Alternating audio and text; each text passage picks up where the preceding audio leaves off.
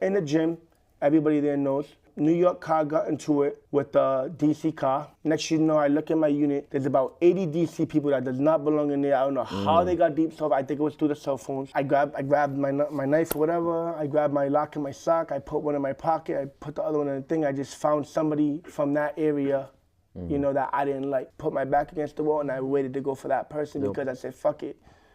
I'm done anyway. This is gonna happen. Because I never been in a situation where I walk outside and the whole dorm is quiet. Like the whole dorm's quiet, and the CEO got so nervous that he got out of the unit, shut the door, like cause they have their own cell. Yeah. He locked himself in his own cell. I ain't gonna lie to you, I'm a real dude. I wanted to go home. You got a moment when they see you down, there's no they love it. Hey everybody, welcome to the Bounce Back Podcast. I'm your host, B. Luke. I got special guests with me today, so why don't you tell the people your name, where you're from, and a little bit about yourself, bro. What's up, man? I'm Mr. Dope, the creator. I'm from Providence, Rhode Island. You know, I got my right-hand man, JD's son right here, one of our young boys, you know, rappers coming up in the game. We're basically here addressing my music. Basically here addressing the clothing line. Got a lot on my mind to give you guys. Got a lot to think about. 8 years federal. Did a 5. Went home. Was home for a little bit. Came right back because you know my mind wasn't right. I was still halfway in, halfway out. You know, and amongst being locked up and doing everything and going through everything. You know, everything's about education. You know, you can go over there. You can make it about violence, you can try to get a little name for yourself, or you could be a businessman and become the next entrepreneur. I think you're well on your way, so why don't you talk a little bit about like where you're from and what that was like growing up out there and like kind of break down that city, you know? Yeah, I'm from Providence, Rhode Island. I'm from Southside Providence. I grew up on a block called Congress Ave, known as C Block. And it's been a real rough journey, you know. I've been through a lot, you know. There was a lot of times where I probably thought I was never coming home, you know, because of all the bullshit, you know, I was putting in with people lying on my name, you know.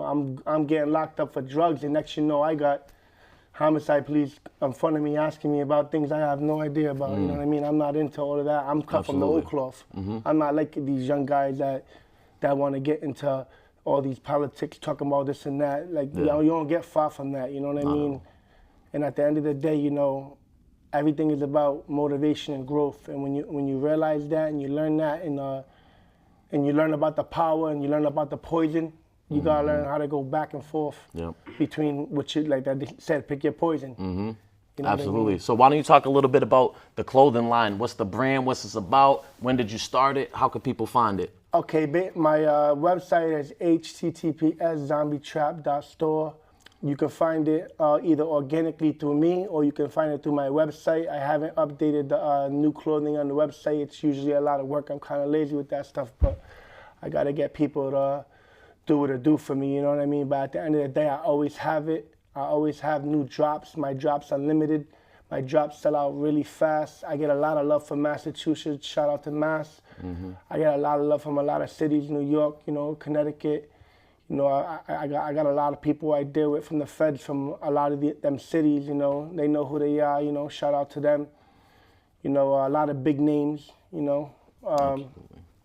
So talk a little bit about, like, the music, right? This is an artist right here. What's your role? Are you an artist as well? Do you manage artists? Talk a little bit about what you guys are doing with that. Well, I'm an entrepreneur, all fields, so any type of talent I see, you know, I play around with that type of stuff. I can't rap. I do have the creative ability to do it. Yeah. But I feel like in my life, I'm more focused on what I got in front of me, because I'm an entrepreneur, and I don't really know if I want that spotlight. And I feel like if I was to go to there, I'll probably blow up kind of quick. But I don't know if I really want that. I like to be in the back, but absolutely. Yeah. I'm mainly an artist. I'm 17. So why don't you tell the people your name, where you're from, and like your IG or whatever you could promote. My name is Jay Bledz. I'm from Providence, Rhode Island. My IGs. I'm at jay.bledz, BLEDZ. So basically, yeah, I basically started music about a year ago. You know, I just been working hard. All right, that's what's up. And how old are you? I'm 17. All right, and do you think like doing this music is keeping you out of the streets a little bit? I mean, if you're busy doing that, you can't be, you know? I mean, yeah, to be honest, like, Bledz, I'm from Providence, Rhode Island. So basically, yeah, I basically started music about a year ago. You know, I just been working hard, just doing music and focus on my thing. You know, I just stay from, you know, out the streets and stuff. People around me been in it, so it's like I'm cool up there. I don't smoke, I don't drink, I don't do none of that. I like to stay sober. Well, salute to, absolutely, that's what's up. Yeah. So why don't you talk a little bit about what, like, your home life was like growing up? Did you have both parents in the house? Did brothers and sisters? What was that like at home? I lost my dad at 12. Damn. You know, my life was a really, really tough life growing up. I keep it raw, you know, 'cause my mom was basically a runner for my dad, and my brother's other mother, you know what I mean? She was his wife, and he went back and forth because he was a player, and it was the old days. So you know, you kind of keep families together. Yeah. You know how growing up your families were together. Now it's more segregated. Moms got beefs. Op word gets thrown around everywhere. Yeah. It's not. The respect isn't there where it used to be. So I used to be lying in school. You know, they'll ask me about drugs, narcotics. I just lie and say I don't know nothing about it. Yeah. You know, all the kids are like, "Oh, you don't know nothing about that," and I'm looking at them like. And then the teachers just scoped it on me like, oh, how don't you know nothing about that? Yeah. Like, because they didn't think I'm lying. And, and my mom, and you know, they used to tell me growing up, if I was to talk about that stuff, DCRF will come and take us away. Yeah. You know what I'm saying? So I didn't want to let them know that my dad and mom were drug dealers. You know what I'm saying? Like, no good probably come from it. So honestly, I wasn't really raised in a situation to where like that's even cool. Yeah. So when I did do that and I was living that lifestyle, which got me my 8 years. Yeah. You know what I mean? I wasn't really doing it on a level to show off. It was more of a level of survival. Right. You get what and I'm plus saying? Growing up with it, I'm sure too, it's like... Yeah, it's in my blood. Like, yeah. You know what I'm saying? I used to be, I ain't gonna lie, I used to be in yachts. At 8 years old, I could drop dead now. My mom would be in the back serving somebody, you know what I'm saying? And I'll be driving the boat. Yeah. I'll be driving a yacht at 8 years old, throwing it up with knots. And all it was trap knots. money. Huh? There was some type of knot thing, you know, it says knots, and you just put it up. And then when you put it up, you just, and it was like a coast, you know what I mean? Riding with the boat. Wow. It was like, a lot of people don't even know, but my life is so like a movie, like you wouldn't even really believe it was true, good and bad, you know? Like, if you look at my whole body, I got tattoos all over my whole body, like everything is all tatted, but my tattoos are all my homies' names. I got like over 10, 11 names tattooed all over me. Like, well, Mr. Entrepreneur right here. Talk a little bit about that too. You also not only have tattoos, you do tattoos as well? I'm a tattoo artist. My IG is only_1_dope, and my website is ZOMBI_trap.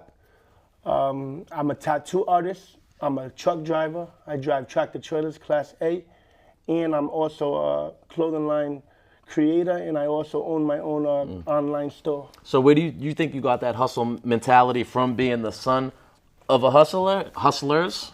Okay, my dad.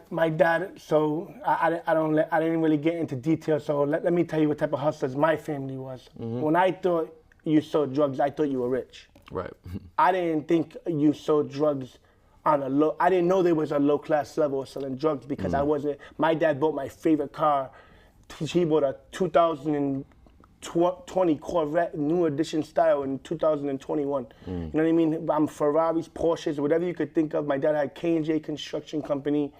He had over 4 or 5 houses. I seen him build houses from nothing. I used to live on streets where only there was one house, and there was no other houses but our house on that one street in South Providence, right there on Bay Street. So he did it legit as well. Oh yeah, he was super legit. You wouldn't even know he was a dealer. He looked like he was a construction worker. Did he do any time? As far as you know? Yeah, he did time. He did time in jail. I used to. My mom used to. He used to work on work duty, and my mom used to take pictures for him or whatever, and we used to throw it out the window for him, and they'll go and get the pictures and then the cigarettes. They'll sell the cigarettes and the pictures, everything. You know, he got that. I don't know why he selling cigarettes when he got thousands of dollars from both of his wives working for him every day, tens of thousands of dollars every day. He's talking about selling cigarettes. I think he's just bored. Right, and it comes with a status too, being that dude that has stuff that people want. You know how it is, man. It feels good to have people that need you. You know what I mean? And gave me a lot of motivation, you know. And then one day, you know, I was fresh out of jail on a gun charge, you know, and somebody walked to me in the street, like, "Yo, Kenny," And I'm like, yo, what's up, yo, little Kenny, yo, your dad, yo, I want to talk to you. I'm like, yo, what's up? You know what I'm saying? No disrespect or nothing, because, you know, I was kind of like real firm on respect and disrespect as a kid. He's like, oh, long story short, he's like, yo, I would think, you know, you being Kenny's son, you'd be in the street a different way. You know, like more like I would look up to you more in a money type of way, not in some type of gang or some type of way. Like, so ever since that guy said that to me, I was already in the money type of way, but I had to realize in my mind what was holding me back. And I think what was holding me back was I cared about others more than I cared about me. You get it? Yeah. So I had to realize, oh, wait a minute, let me sit back and let me start worrying about me as much as I worry about others. Right. And when I did that, you know, I kind of went in the wrong direction. I started selling, you know, drugs. Yeah. You know, I was making like $5,000 a day. Yeah. You know what I'm saying? What age did you start hustling?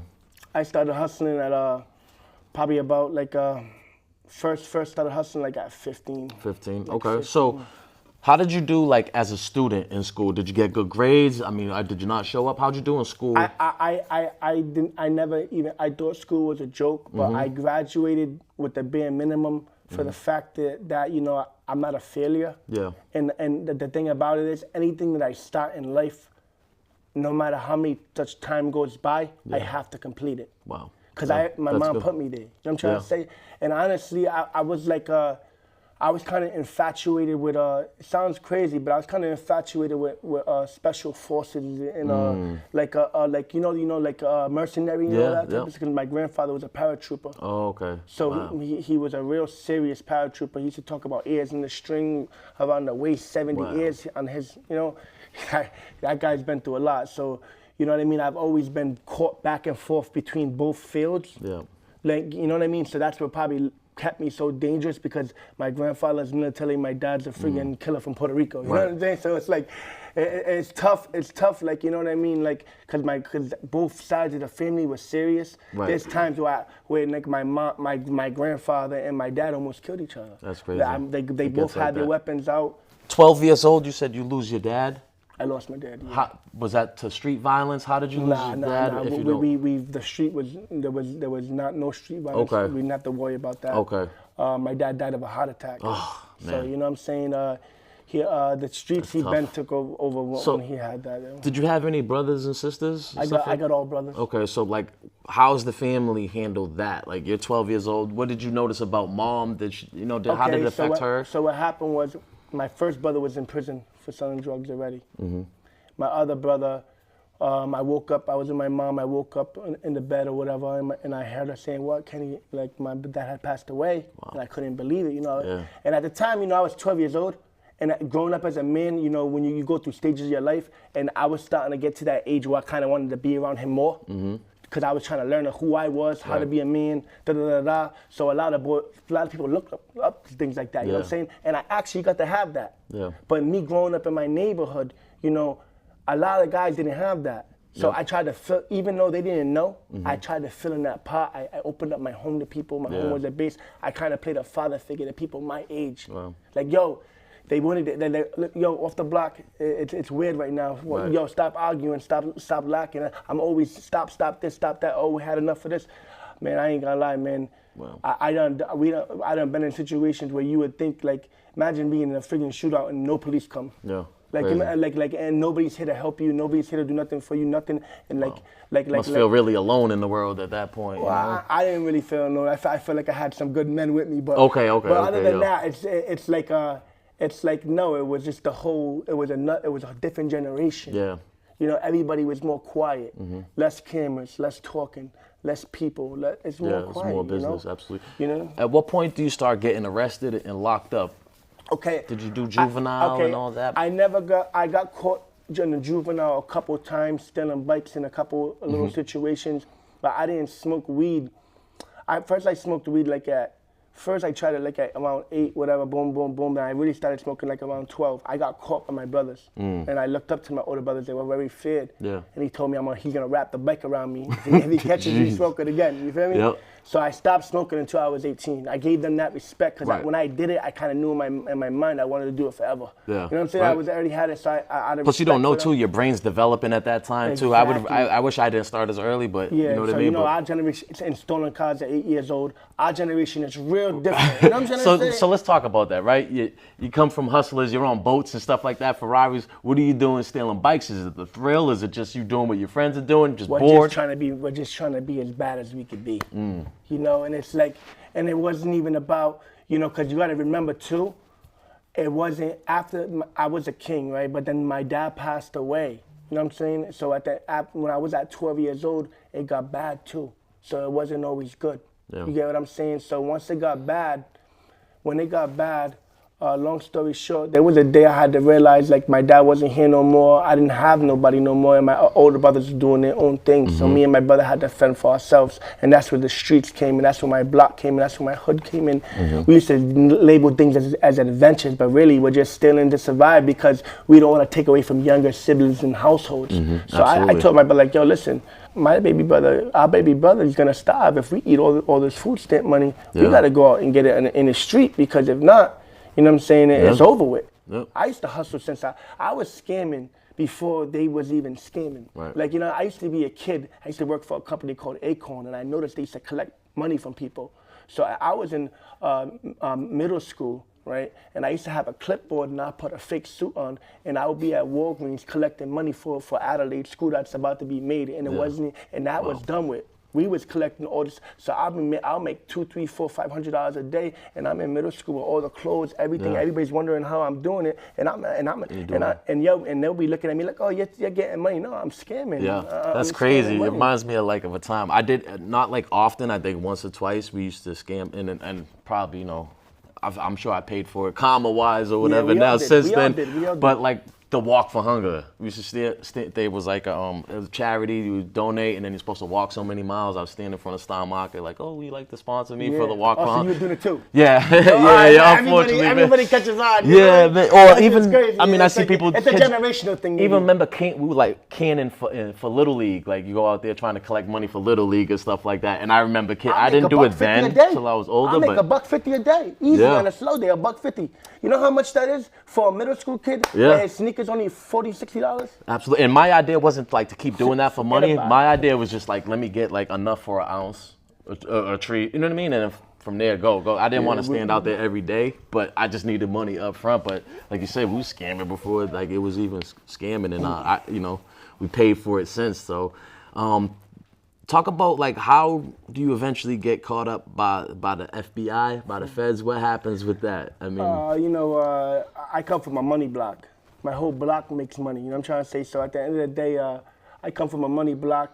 I was moving fast. I kind of had I don't know, for some reason I had a weird feeling I was going to go to the feds. Like I be getting visions about weird shit, you know, and I had a feeling I was going to go to the feds, and I ended up getting grabbed up because of a domestic. And I lived in a nice neighborhood, and they came in the house, and I guess a lot of people was always talking about me for some reason. I don't know, people like to talk about me, I don't know why. No.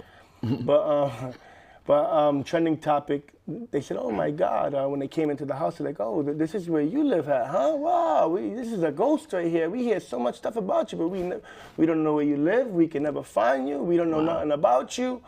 And I'm just looking at them. I'm just so disgusted at my ex at the time. You know what I'm saying? And I'm like, this girl just destroyed everything. And at the time, I was just I only had I had other places to put my stuff, so I only had 70 grams on me. I didn't think that was a lot, and I was about to get rid of it.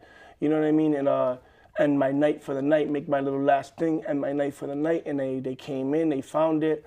And I wasn't even supposed to really go to the feds, but my record from gun charges and everything I've been through, guy named Kevin Antonucci, whatever his name is, I don't really see eye to eye with him. You know, he tried to get me 2 times. It's a long story, but long story short, he was like, oh yeah, a lot of people in front of my eyes, doesn't matter, all races and sizes, you're gonna be just like everyone else. I'm like, what is this guy talking about? You know what I mean? He's like, oh, don't worry, you're gonna crack if you don't want to go to the feds. So was it the feds it was just local police that showed up that day, and then the feds get involved after? The local police called DEA on me. Wow. Because people said my name so much, and he's like, oh, it wasn't really, my lawyer told me it wasn't really federal. It didn't have to be federal. Wow. They went out of their way to make it federal. Yeah. You get it? Yeah. So They took it personal. Yeah, so long story short, you know, he did because I kind of did some crazy, something crazy. He was like, oh, if I'm gonna cooperate with him, and I'm like, and I said, I swore at him. I said, F out, get the F out of my face. And he's like, oh, you don't know who I am? He throws his badge at me, and it's like a DEA badge. I'm not thinking about it. The feds. Right. He goes, what's that? He said, well, I said, what's this mean? And I threw it back at him, and I hit him with it because he didn't expect me to hit him with his badge. And they really about to beat me up in here. Yep. And I'm like, I don't got nothing to say to you. And I said, suck my thing, get up out of my face, da da da. And then he put me back in the cell, and he said, don't worry, you're going to the feds. And he walked away laughing. I'm trying to talk to my girl under. I'm like, yo, you want to just take this charge because you did some goofy shit. He's recording me. Wow. You know what I'm saying? And long story short, the feds came pick me up. He was not lying. He personally gave my stuff to the feds. So what's the next step? You don't get a bail. You sit and wait in trial. I was a violator. I was a violator for a weapons charge. I had a couple weapons charges. And I had a gun charge, and I had another charge where I got into an incident with some individual, and I got caught with a machete. The police were behind me when I pulled out the machete, and I was about to. The police were behind me, and long story short, I got caught with the machete. And that was it. Were those state charges that you were already dealing with when this happened? Them were all state charges I was on probation for. Okay. So do they violate you and now you got to go do state time in Rhode Island, the ACI, or how does that work? I was doing state time. I was doing state time. I was doing state time and waiting for the feds basically to pick me up on a roller coaster ride, with them violating my rights, ripping me out of my cell after I'm asking for my lawyer, still trying to question me about stuff from the street that I don't even know about. You know what I mean? So at the end of the day, there's a lot of rights being violated. Yep. And it's like, I don't know why you would keep, somebody's not cooperating with you. They keep asking for their lawyer. You keep asking them about stuff that they don't know about, some real stuff. You're saying whatever can you be used against me in the court of law, and you're asking me about individuals that are not here no more that I don't know about. Yeah. You know what I mean? So at the end of the day, it's like, it's real shocking, you know, how, you know, if you go in wrong direction, people could lie on you, put your name in stuff that you don't belong in or whatever, when you're just trying to make some money and get by or whatever, you know. But the streets, the politics, that all catches up to you, you know. No matter what you do or however you move, people could lie on you, put you in situations. I'm not here to claim nothing weird. No doubt. You know what I mean? I'm not with that new generation stuff. You know what I mean? No doubt. So I'm just curious about how does it work with, like, you violated your state probation and you got sentenced to state time. Did you have to finish that and then go to the feds? How does it work? So I was about to be done with my state probation. So I got 5 years, which I feel like I shouldn't have got 5 years, and I don't know why. Because I only did 9 months of my life in jail for a firearm. Yeah. You know what I mean? So, and like when you was asking me earlier, I started smoking when I was always getting away with stuff because I wasn't smoking. Once I started smoking at 18, that's when I got caught with my first gun, and I started doing way too much. You know what I mean? She's not on point. You think? It wasn't. I couldn't, like, I was on point in a survival mode, but I was on point more or less getting caught with it than without it. Yeah. So I'd rather get locked up than die. Yeah. So absolutely. You know what I'm saying? But if in a grown man's perspective, I'm not on point. But in a youngin' perspective, it's Wild West. Wow. So did you have any co-defendants with this federal charge, and did you go to trial? My first charge, I had no co-defendants. It was all by myself because I don't really like to move with people. You know what I mean? I get my money on my own, you know? But and my second charge, my second indictment was the biggest indictment in this whole hemisphere. Okay. So it was called Operation Panamera. Okay. So I don't know if you ever heard of it. It sounds familiar. Why don't you just break it down? All right. So it was basically I came home into an operation, which kind of saved me in a way because when I came home, the operation was over with. So that's what saved me from you were locked up when I left. I came home into it. Yeah. So weird, right? I know. And I got hit with ghost dope. I got hit with charges that nothing, got caught with nothing, got nothing, all hearsay, boom, hit with it. You know what I'm saying? Crazy. So break that down. I had someone else, they got caught with ghost weed, a bunch did Fed time, but break that down for the people who don't know, like, what that means. That's not, you don't get caught with anything, it's just someone else's word? Yeah, so ghost dope is, so basically, this is what the feds are good at. They're good at manipulating the situation, manipulating words, trying to make you look like you're saying stuff you're not saying. That's why when I said I never did anything bad that they were questioning me for, you know what I'm saying? They try to manipulate you into trying to admit shit that you don't even do. You know what I mean? Lawyer. That's what you tell people. Lawyer. All these young boys are all weird. They move weird. And they got the jail. They walk around with Monopoly cards in their pocket. They get out of jail free Monopoly cards in their pocket. They say people don't get points for doing Rats Filthy. You get 1 million points for doing Rats Filthy. Let's get that out the way. Wow. But at the end of the day, transcripts, paperwork had all of that. But the question you was asking, sorry.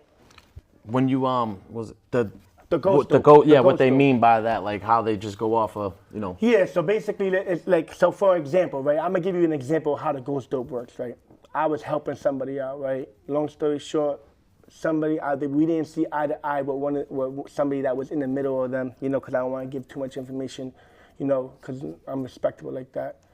But long story short, they were doing too much. I don't work for nobody. I did somebody a favor. I work for myself. You know what I'm saying? So at the end of the day, long story short, I gave them back a phone. You know, I said in the new days, everything goes by phones now. Everything is moving. Everything is mobile. You gotta. We was the first. What was it? What was the delivery place called again? What do they call it for delivery? Uber Eats. Uber Eats, DoorDash. We was the first Uber Eats. We was Uber Eats when you guys were in the streets. You heard? And that's why in a lot of cities we make a lot of money because of stuff like that. You know. But at the end of the day, I gave back a phone, and they turned that phone into 50. That's crazy. So, and I said I don't know because I didn't know what the hell they were talking about, and they said I don't know means yes. So that's ghost language along with ghost dope. Wow. So that means, so basically my lawyer, Kevin Fitzgerald, shout out to him, the Bulldog, you know what I mean? He said, listen, what's going on? He said, listen, Mr. whatever my last name is, he said, we know you're not gonna tell because they already dealt with me. This is my lawyer for my last case. Yeah. He said, we know you're not going to tell, so nobody's asking you to snitch. Because I always ask the same question. Are they trying to ask me to snitch? I'd be like, that's the first question I ask him. So he's already answering my question for me. Right. I'm like, all right, man, I'm already smiling. You know what I'm saying? All right, so what's the situation? I could die right now, I'm telling you the truth. He goes, what would you take? Because it's not looking good. I said, honestly, I was going to go to trial because we just beat the other trial because I wasn't even I got locked up for something else. Right. They tried to put a whole other drug case on me. I beat that drug case. I didn't tell you because it was a long story. Yep. And then I went to this new drug case and got indicted on a new drug case. You get what I'm saying? So long story short, he's like, I said, you can't go to trial. I said, why? He said, they're getting you with the ghost dope. We have a witness that's willing to cooperate. So when they charge you with drugs, that's called ghost drugs. If they have a witness that's willing to cooperate, that's called hearsay. And with hearsay makes anything go into effect. Ghost dope, ghost weed, you hurting somebody you never even did nothing to. You cannot play around and you cannot lie to people. You cannot joke around and try to admit to stuff that you don't do, like all these drill rap. That's why I said I never did nothing to nobody. I'm not gonna lie about, you know what I mean? No doubt. You know what I'm saying? Because I'm not gonna sit there and put myself in situations where these people, because I'm just gonna mix around my words and try to lie on me. So ultimately, you do plead out, and what is this? So he's like, he looks at me. And I already know I'm guilty. I came home to sell drugs. I came home to trap. I didn't care about the law. I laughed in my mugshot. I'm gonna be real with you. If you can get a picture of it, I laughed in it. So at the end of the day, you know, he looked at me. I looked at him. I smiled. He said, "What would you take?" I said, "I'll take 3.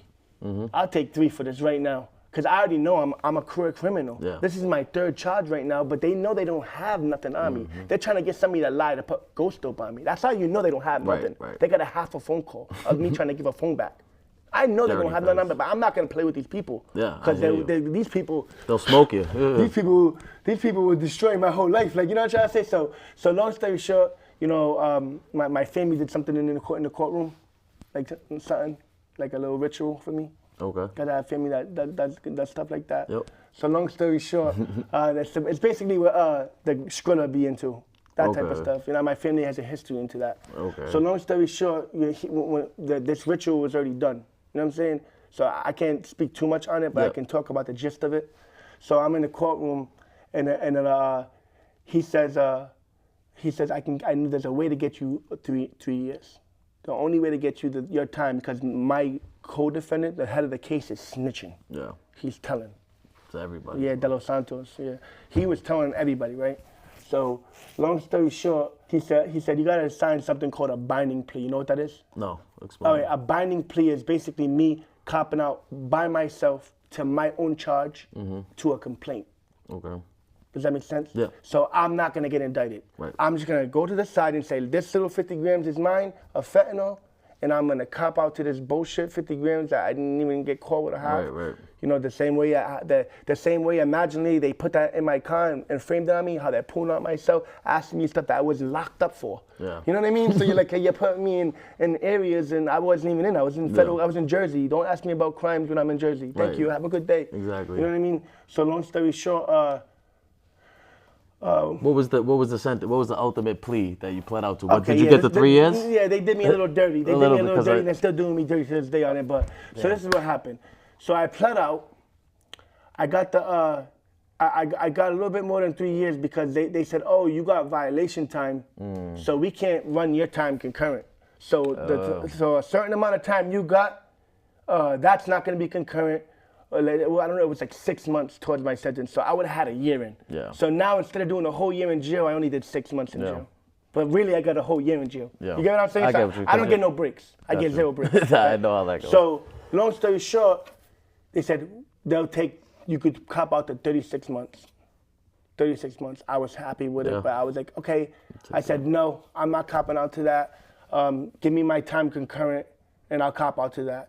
He said they came back. They said, oh, long story short, we can't. They ain't gonna do that. You're gonna mess up this little thing you got going on. I said, oh hell no. I just copped out to it. I said, you know what? I see the walls are closing in. I copped out to it, and then going back to the funny thing that they did in the courtroom. The judge didn't want. For some reason, I don't think he wanted to sign it at first. You know what I mean? Because it don't make sense to him. You know what I mean? Because he's not reading for the fact that you're trying to put anything on me. But in his mind, he's thinking, he just got out of federal prison. Yeah. He's a big violator, and on top of him being a big violator, he got the 3 strikes. He's up. Yeah, he got no charge. So he said, Mr. Thing, I don't know what's going on right now, but I think you have a lot going on. This is word for word. He goes, we don't have magic pixie dust for you, but you have a lot going on for you. And I have some weird type of feeling over me. Wow. And I don't know what this feeling is, but I see you signed a binding plea. You was a man. You copped out to your complaint. You didn't get indicted. But you know, you're supposed to be doing 15 years right now.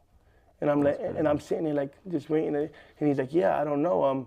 Yeah, you're supposed to be doing 15 years right now. I'm getting anxiety thinking about it.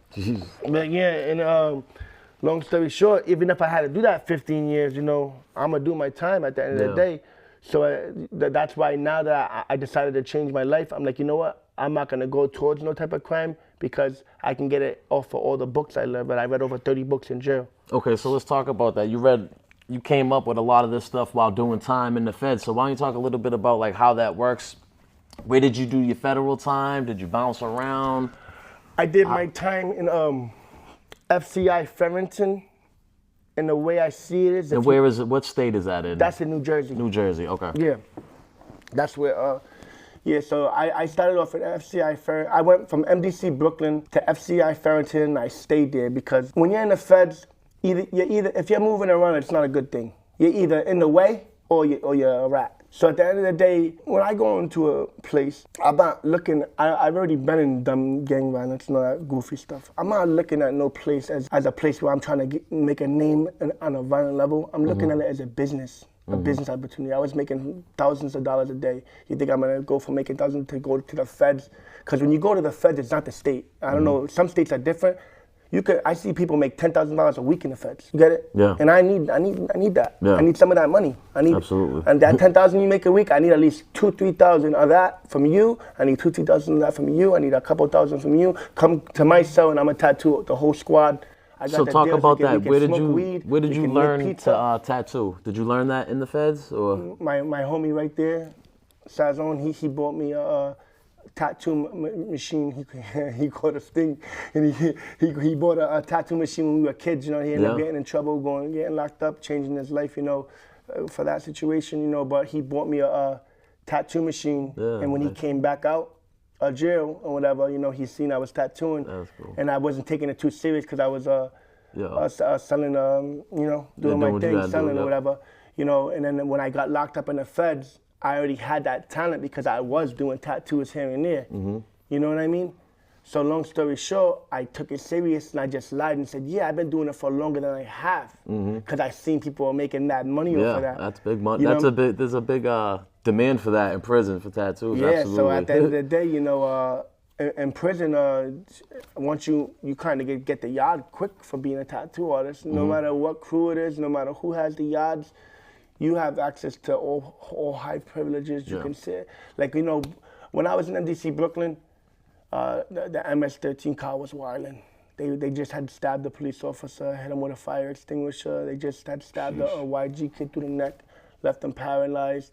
The blood still was holding it. They were still running it, the MDC, but the MS-13 were very, very feared because they carry swords everywhere. Yeah. So I was allowed to sit at the blood table, the MS-13 table, any table I wanted to, because I'm a tattoo artist, and if you're wavy and you're lit, and you're a tattoo artist, and a lot of people really. So was that like an escape too, while you're tattooing somebody? Or is it like an artistic, like a little bit of a escape to get out?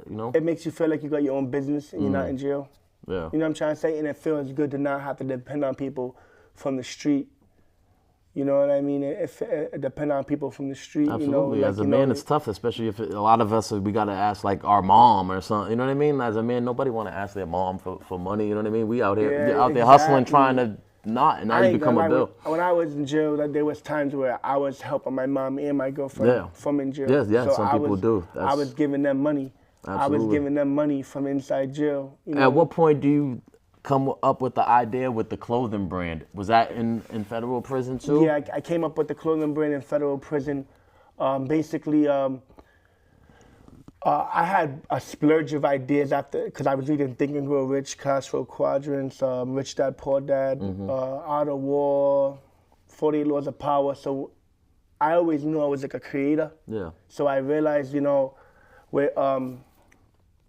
with billions of dollars, that's with creation, with masses. With millions of dollars, it's with numbers. It's an individual. You get it? Because with millions, you're dealing with a certain number of people, because at that statistic, it's a low statistic. You get it? So when you deal with billionaires deal with masses. Everybody needs gas. Yep. Everybody might need a $1 pair of clippers. But if 1 billion people spend on $1, right, that's $1 billion. That makes you a billionaire. You have a multi-billion-dollar company, right? Yeah. So I learned about creation. So I always wanted to do everything to do with art. So, I grew up as an artist. I grew up first being into cartoons, realism, comic books. Then I got into graffiti with my homie over there. Yep. You know what I mean? He got me into graffiti, and I was deep into the graffiti roots. I was into realism, and then the tattoos came in. So everything, my whole background of being an artist and a creator, I wanted to get into, shout out to Mark Wahlberg. Yeah. I know you got Mark Wahlberg. I create movies. That's fine. I'm trying to get into the right people, because I can create movies. There's nothing I can't create. You know what I mean? So I was making a joke, showing people what I can create. So I started creating multiple stuff, and zombie trap. At first it was zombie, you know what I mean? And then I wanted to make it a little bit longer because I like the idea of trap. Because first you're gonna think of something negative, but realize when you're a zombie, you're trapped in your own skin. You're trapped in a suit, so zombie trap. Or you could be thinking in the street. So it's like a double entendre. It's a double entendre. Absolutely. We're keeping it the way Jay-Z does it, double entendre, you know what I'm saying? So what's the difference? Okay, the first bid, right, you were coming out, you were like, I'm gonna get out and I'm gonna hustle, right? I'm gonna do, now this second bid, you seem to be a little bit more, let me hustle, but legit. What was the difference? Do you think it was just you're getting older? Was it just seeing so much and losing people and people getting life sentences? What's the mindset change about? I lost a lot of people behind bars, and the one that got me big time, I ain't gonna lie, was my grandfather, because he's such a warrior and a fighter. He waited for me to come home to die. Wow. So I came home. He waited. He fought it. You know what I'm saying? Came home, everything went good. I ended up going right back to jail. Wow. So talking to him over the phone, he was dying. And for the fact that I wasn't able to be there to carry his casket, I made him a promise over the phone that I'm gonna change my life. as he was dying, you know, over the phone. I made him a promise that I was gonna change my life, you know, and in that middle after that, my brother got shot 8 times. Wow. You know what I mean? And he survived, thank God. You know, almost all my friends, everybody's been shot. God. Wow. Like, probably I can name on one hand who hasn't been shot. Yeah. The rest, everybody's been shot. That's crazy. You know what I'm trying to So say? it's people who hasn't been shot stands out more than the... About 4 or 5 of us haven't been, you know, I don't like to talk so about that because no I doubt. don't like to like put that comma Nah, on me, no you know what doubt, I'm no saying? doubt. So talk a little bit about the FCI, right? I hear all these things about like USPs, how much, you know, it goes down there, but things happen at FCIs too, correct? I'm gonna give it to you raw. There was a couple of times where I had it like, you know, like if you want to sleep with a knife in your ass, to be real with you, because if you think they tuck it in their ass half the time, like, or they slide, or if you're fat, a lot of niggas tuck it in their ass. You gotta go past the metal detectors. You wanna play them games. I done seen it all. I've been through it all. I done almost been into stab outs with people probably on this motherfucking interview. I ain't gonna lie, like, I'm being real with you, like, you know, shout out and respect to real niggas, you know. I mean, you could catch a 3-year sentence and end up either, know never coming out I know or somebody that coming walks out the yard sideways. from DC. I know a guy that from DC that walks the yard every single day with his head down. And I asked my boy, why does he walk with his head down? He said, don't point at him and don't look at him, leave him alone. He killed somebody a day before he is about to go home. Wow. You know what I'm saying? Yep. So I'm gonna tell you how the real FCI is, how real the FCI can be. Over one person can make a whole jail go into a riot, and I experienced that firsthand. Sheesh. So long story short, shout out, because I'm cool with all cars. I don't gotta be for no cars, but at the time, I was rocking with the Brooklyn car, New York car, the Mass car, Latin King car, and I was cool with the New England, Connecticut car, and the Mass car. So I united all cars together because I was cool with everybody from all cars. So from New York to Mass, to Rhode Island, to Connecticut, we was all like this. That's straight up. And you know, at the time, the jail started doing some weird stuff where everybody started getting all together, doing the homie days, getting mad deep, showing their numbers, popping out their chest. And, you know, I try to stay out the way because I'm from the smallest state. So if I want to go fight 50 people with knives, Right. I can go. And when you talk about these Texas, California cars and all that, those states are huge. So, Yeah, they're huge, but at the time, the prison I was in was super active. So it was a medium high, but it was really a medium pin.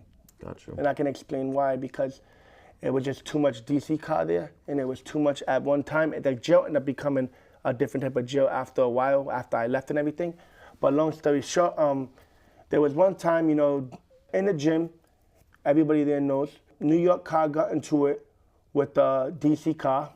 Next you know, I look at my unit, there's about 80 DC people that does not belong in there. I don't know how they got deep so, I think it was through the cell phones. I don't know how they got deep so fast. My homie pulled me into the cell. He's like, yo, bro, I ain't gonna lie to you, bro. I know you just got here and I know you're with the homies. I was there for like 4 or 5 months at the time, and one of my homies from Rhode Island was already locked in with the New York car, so that's how I got locked in from another homie. Right. You know what I'm saying?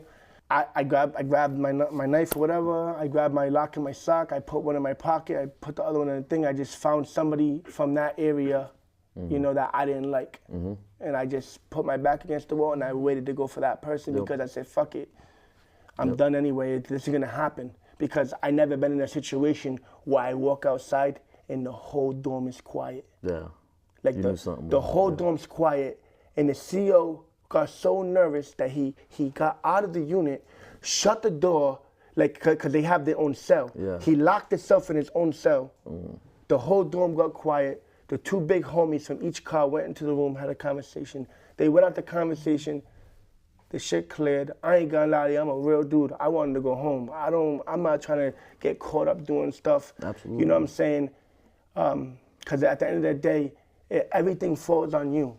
When you're in the Fed, you wanna play that life, everything's gonna fall on you. Like, I learned a tough example. Like one time, I bunked somebody to the car because I had somebody named Bugatti. Shout out my nigga Bugatti, but he was working in laundry. You know what I'm saying? And in the laundry, my homie Doc, shout out to Doc, he knows who he is.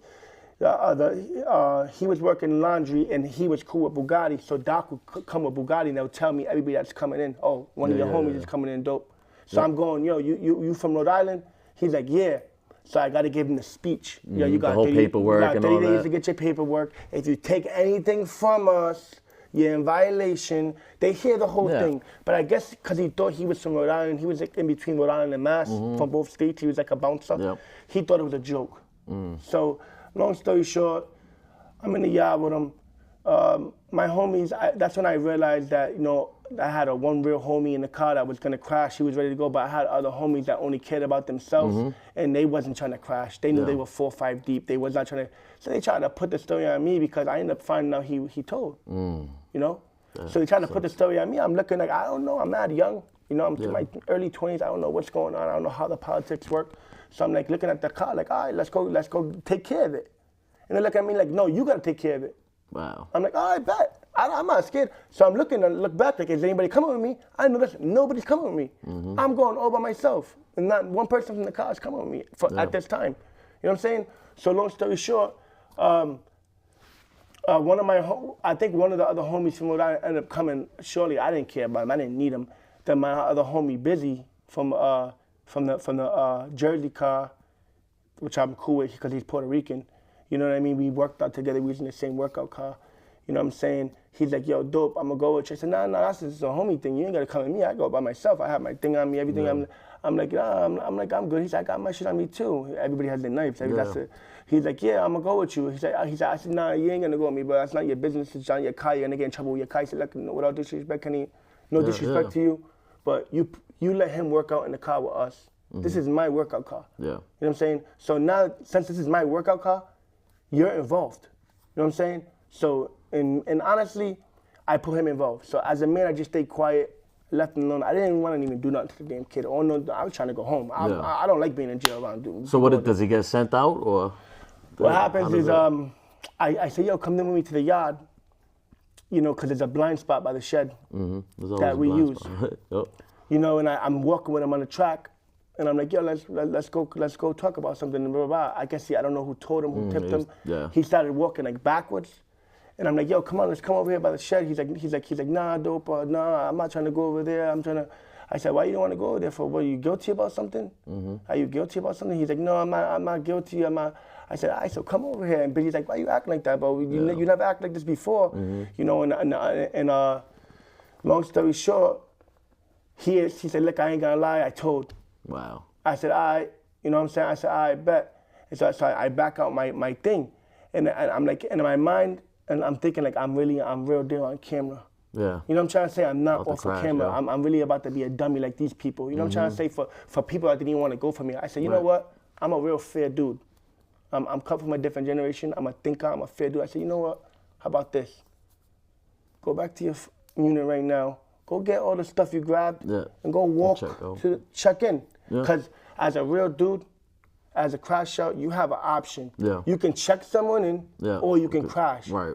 So if they agree to check in and give everything back, you ain't got to crash. And like you said, you're not there trying to prove your name as this violent dude, not this time around and everything too. Yeah, I've already been through that already. I grew up with that my you whole do your life. whole time, you do the rest of your time there, or do you start developing a plan when you get short to getting out? Like say, 6 months, 90 days left. What's going through your mind? Do you develop a plan upon your release? I went home and took over the halfway house. Halfway house? I took over. I ain't gonna lie, look at that. They put me in Boston.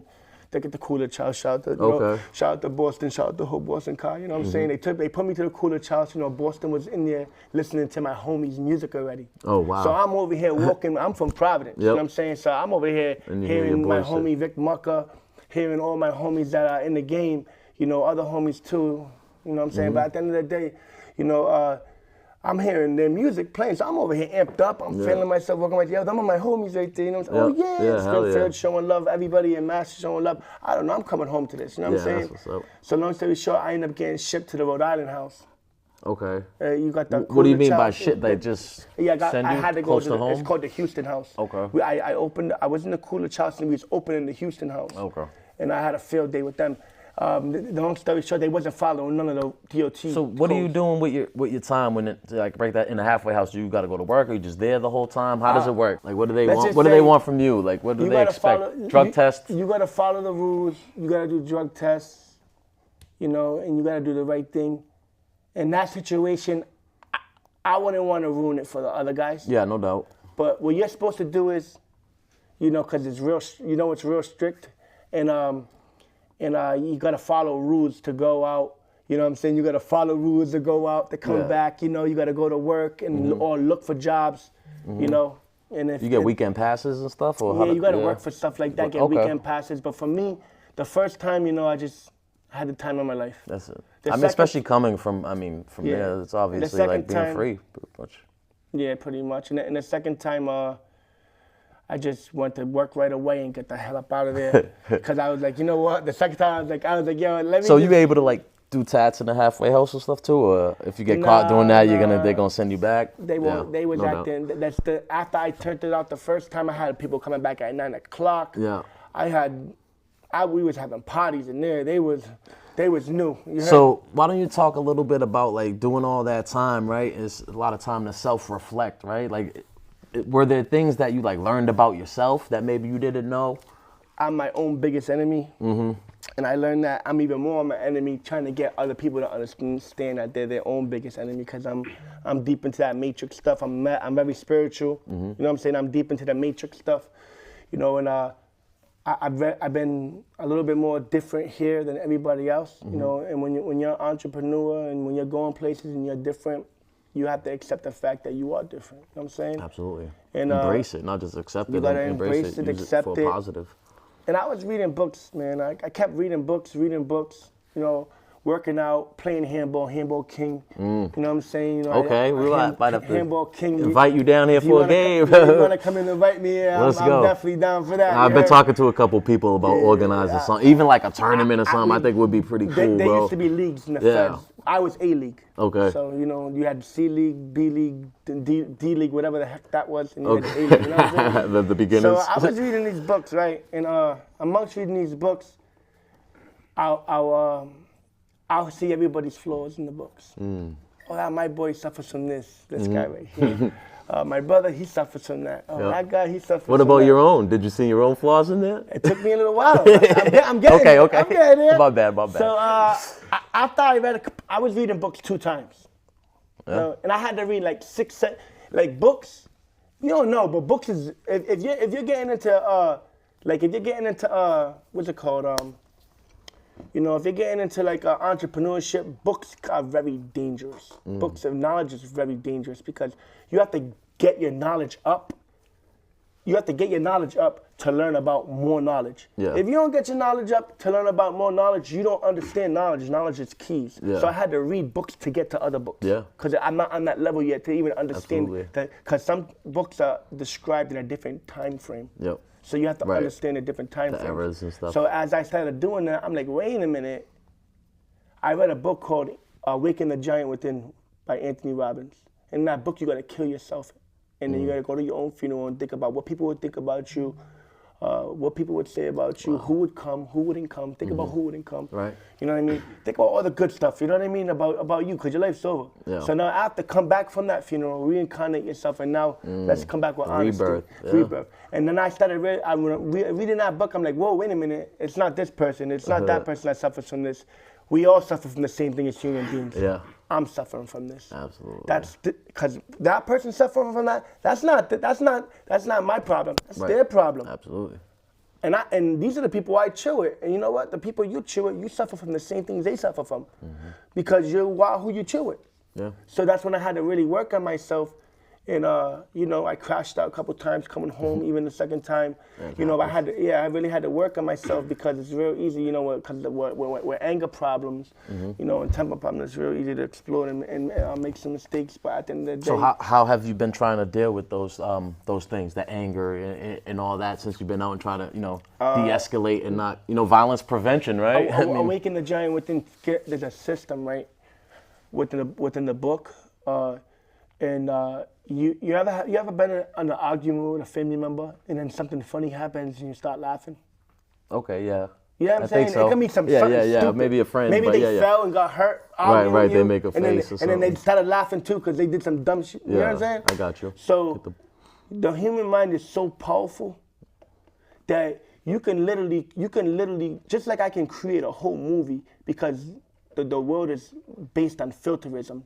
There's no type of creativity no more. No, they don't know where to find the people. I'm here, but nobody knows where to find me. Right. You know what I mean? I can create a whole movie from scratch. I got multiple movies. You know what I'm saying? Scripts and everything. Wow. I got that. My problem is writing the scripts. I memorize everything in my head, the whole movie from beginning to end. So what would you say is like the worst part about federal prison? The worst part about federal prison, man, is being far away from your family, because it ruins you on the inside, and it makes you want to be alone all the time, and you don't want to be alone. Yeah. You get it? But you're so used to being alone that you go out of your way to be alone, not even realizing you're trying to be alone, because you're in your own space. But if you got a big car, you might not go through that. Yeah. But I don't like to be around a lot of people all the time. You know what I mean? And I don't like to take pictures with a whole bunch of people, because I don't know what you're about to do when you come out. And I ain't got time to block out your face because you turn into a rat. Right. Or whatever. Right. You see that a lot. Everybody in the feds will see me taking pictures alone a lot, and they'll be in big groups and they want me probably go with them, and they just don't understand the way I think in my mind. You know what I'm saying? Because the way I was so loyal to my people that I didn't want to really get down with multiple gangs would love for me to be with them. Right. But I was like, I got my own thing going on, you know, and it's a family, it's not a gang, you know, at the end of the day, and I'm not involved in no gangs. No doubt. But at the end of the day, you know, in my mind, I grew up somewhere, and I wasn't trying to get down with anything else because I seen where that can go. Yeah. You get it? Absolutely. So at the end of the day, you know, I would say I started realizing. Okay. So when did you want to do the what'd you say, driving trucks? The tractor trailers? Tractor trailers. When did that idea come about? And oh, well, I thought about all the time I spent on the road selling drugs. And I said, you know what? I like to have multiple hustles. I want to have multiple ways of making money. I don't want one residual income. And if anybody knows an entrepreneur, you have to find multiple revenues to make money and stuff you could be good at. Yeah. You don't want to put all your eggs in one basket. basket. I didn't even want to drive trucks, you know. You just saw the money in it? I just feel like there's money there. Yep. And if I'm going to work any type of jobs, I want to work jobs on my terms. So I'm a truck driver, tattoo artist, and I make clothes. So everything I do, I don't struggle. I live my life on my own time, my own terms, you know, as an entrepreneur. You know, and I'm only gonna keep growing. I'm gonna keep on getting more businesses. I might have I don't give it if it could be a laundromat, it could be a mansion that has houses connected to it. It doesn't matter what. I have so many ideas. You know what I mean? I have so many entrepreneurial ideas that once I get with the right person, that could be you could be 100 millionaire. If you're my friend, you're a billionaire. It's just I'm opening up doors myself. Absolutely. I got my own capital. But when you get investors, when you get people that can invest into you, into your brand, and they realize how dangerous you are, take it to the next level. It's like what John Getty says. Oh, you know you're rich when you lose track of how much money you make. Absolutely. You know what I mean? What advice would you give to somebody that just got out of federal prison? My advice coming out of federal prison or being in federal prison is you got nothing but time. Use that time to get a career. You got truck driving, you got carpentry, you got HVAC, you got plumbing, electrician. You got so many things that we could do, and the whole time we got youth right here watching us. Absolutely. So what you want me to do? Put a Glock in his hand with a switch and say, "Yo, have a blast." Why is it important for you to give this message to the youth and have this young man with you? Because you know, if there's less violence, right? That means that everybody's all working together to make something happen. Because you have people in communities that want all of us to be fighting with each other and want us to be in this situation. Absolutely. If you like your money. If you're about your money and you're about your cash and you want everybody around you to win, and you care about your own culture, your own race, your own species, that's like an ant. That's like you seeing a whole bunch of ants on the floor, right? And one ant or 5 ants killing all the ants. You're like, what's some ants retarded? What are they doing? They're supposed to work together. Fighting amongst themselves. Yeah. Without that, there's no colony. There's no nothing. What advice would you give to somebody that wants to be an entrepreneur, especially maybe like an ex-convict too, just coming home and they don't want to do the whole 9-to-5 thing or whatever. They just see themselves as an entrepreneur. You're not going to do the 9-to-5 thing. I would assume you'd have money saved or a good support system. Because if you don't have a good support system or money saved, you're gonna be just like everybody else, trying to find a way to make money with excuses and a girl looking at you or whatever type of situation you're in. You know, my girl be looking at me like, well, what are you doing? I'm working. All these little hustle ideas. If that's not enough, how about the bills? How about this? My girl don't. She's not gonna play no game. She's on me. She's, you know what I mean? So Absolutely. It's like. So where do you see yourself like in 5 years, and what are you looking forward to, man, with this journey and your freedom and everything that comes with that? You know, that's what that at the end of the day, you know, that's up to God. I would hope, you know, to be having my own truck driving company, which I'm already on the way to doing now. Okay. I'm already working on that now. You know, I already have my own clothing company. I have my own online store. Have my own mobile tattoo business. You know, I'm gonna be looking forward to solidifying me, to have people work for me in each position. Every position that I work in now, somebody's gonna work in that position for me. So you can delegate responsibility. Exactly, because when I have that free time as an entrepreneur, and I have people in my tattoo shop working for me, I have people, part of my tattoo shop sells clothes. I got people doing that for me. So that's my tattoos working for me, my clothes working for me, and I got 2-3 trucks on the road where my partner and people are in the trucks, you know, doing their thing. Yeah. And that gives me time to be here, maybe to start making movies, start doing this, start doing that. I have everything is like if you think about a double entendre, I have triple entendre twists for movies with everything, because I was always, as a kid, I can watch a movie and I'll tell you how the whole movie's gonna end. I can tell you how it's gonna. You wouldn't even want to watch it with me because I'll tell you what's gonna happen. And you never even seen it before. No, because it's just some people are like that. It's just some people have that talent, like you know, like I'm the type of person, like I would probably be like you know how like Steven Spielberg, you know his story. No, I know who he is. I don't know. I can't say I know his story. He though. snuck into Hollywood. Okay. He cleaned out the office, snuck into it, put his name on it, and made it his office. That's crazy. I'm trying to sneak into Hollywood. Like, if I can sneak into Hollywood like Steven Spielberg, absolutely, I will be making some of the best movies in the world. I got hood horror movies. I got funny movies. I got a funny movie named Spandingo, like about a person that wants to become a stripper. Yeah. I got hood movies. I got funny. Looking forward to it. I got sci-fi. You know what I mean? So. That's what's up. You know, and I know you got connections with big dogs. You know what I mean? So at the end of the day, I mean, I don't know if I got connections. I got a couple big dogs that follow the Instagram, though. You know what I mean? I don't know if I'd call them connections. I hit them up in the DM. They don't always hit me back. Hey, but it is what it is. They might see something. They might see something like, hey, exactly. Hey, buddy. I seen you hit me up in the DM a few times. Who's this guy? Yeah, they're going to have to look back when I make it famous, and they're going to be like, oh, this dude tried to hit me back 10 years ago. That's too late now, motherfucker. No, you're almost halfway there now. We just got to keep on fighting. Absolutely, man. It's all about, you know, staying consistent, keep grinding. You know, I feel like it's like this, man. The output, what you get out of life or anything you do is directly correlated with the input. You're not going to get these great ass results with a half-ass effort. You know what I mean? You gotta go hard or go home, bro. You know what I'm saying? Yeah, the first states to show me love that wasn't Rhode Island was Boston. My homie Nizzy and my other homie Gotti from Springfield. They was definitely the first people from Mass to show me love, you know, and spent top dollar with my products. I got people from Mass. And then I put it on the internet, I started going viral. I got hit up from California, Michigan, all 50 states. I mean, how does that feel? I mean, you feel like you're doing something right when that starts moving like that, right? I got somebody from UK that I was sending merchandise to that made a whole song, Zombie Trap, for my merchandise. Wow. So I'm touching UK. I'm touching everywhere. We're in that era, like we didn't have the internet when we was like real young. You know what I mean? So that now it's out there to be used, man. Take advantage of it. The beautiful part about it is.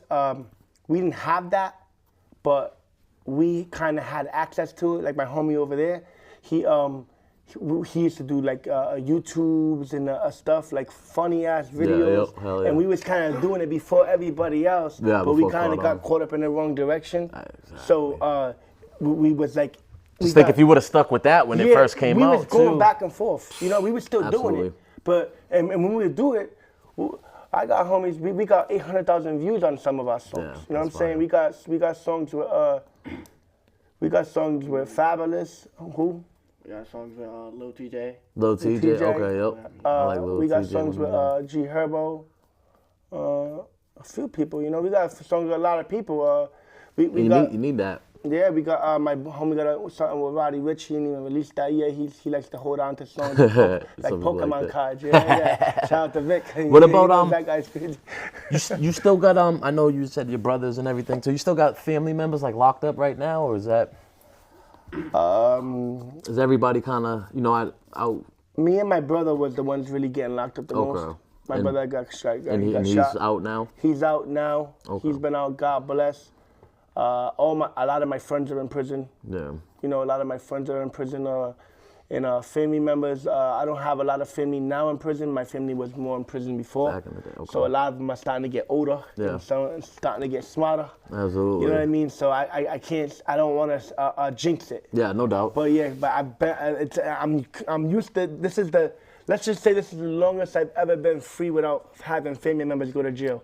This is a new record. That's what's up. You know what I'm saying? That's a good thing, you know? What is it that you would want somebody to get, like, as far as, like, from your story, as far as inspiration, hope? What do you think they could take from your story? I feel like, no matter how many times that you get knocked down, you can get back up. That's for sure. sure. You know what I'm saying? I grew up boxing. You know, I grew up fighting. I grew up in a very violent era, in a very violent household. My dad was a very tough guy, and you get knocked down, you get back up. You're a man. You keep fighting. And this new generation is they need to learn that because people are either ready to tell, ready to give up, ready to complain, ready to make excuses. You know, my generation, we don't got time for that. We don't do that. Yeah. You know, we make it happen. Or get up out the way, you know. Absolutely, got to learn from the losses. You know what I mean? I always say, like, failure is not the opposite of success. It's actually like an ingredient in the recipe of success. You're gonna need those failures to be successful. Yeah. You know what I mean? And in my generation, it's just more. You jumped off the porch more earlier. You know, it was a lot more outside because you wasn't inside with the luxury of all types of games. Yeah. You know, you had to play games A lot with of people. things in person. And then you get kicked out the house, so you can only play games with your friends so long before you guys don't get kicked out for fighting with each other and arguing back and forth. You know what I mean? Tell the people why you wanted to come up and tell your story today, man. You think? Because this is a really cool platform. You know what I mean? And it's about people, coming from something to nothing. You know what I mean? And if I can, I got my homies' children on the side of me that's up and coming, and very, very talented. You told them what your name is, right? Jay Bledz. Yep. Jay And I'll have Bledz. you send your IG and everything so I can put it up. Yeah, too. and very, very talented. With my homies and stuff, we've been privileged to be around 50 Cent. So why don't you talk about people. that? Why don't you shout out like everybody in your crew that's doing music, whatever they're doing, man? Why don't you give them a shout out and let people know, about them, like who are some of the other artists you guys? Yeah, I could give a shout out to Vic. Give a shout out to Vic. Shout out to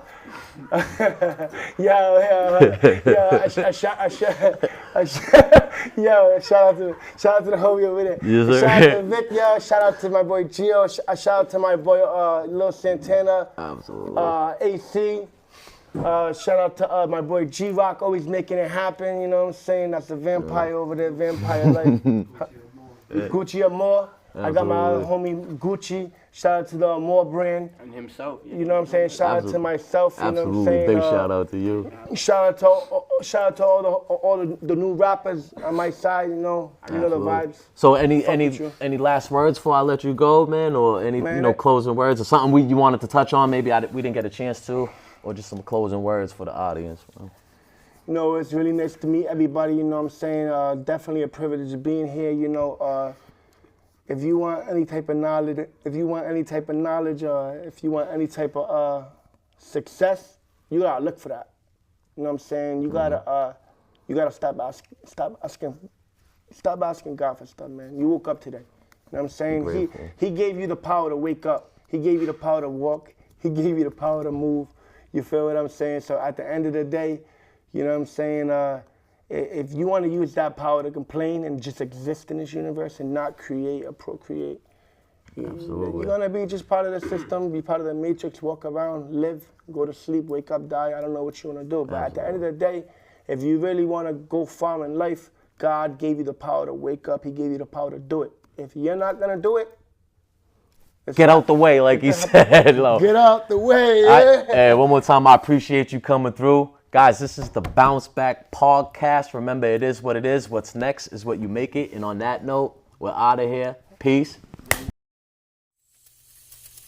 Bounce back, you got a moment when they see you down this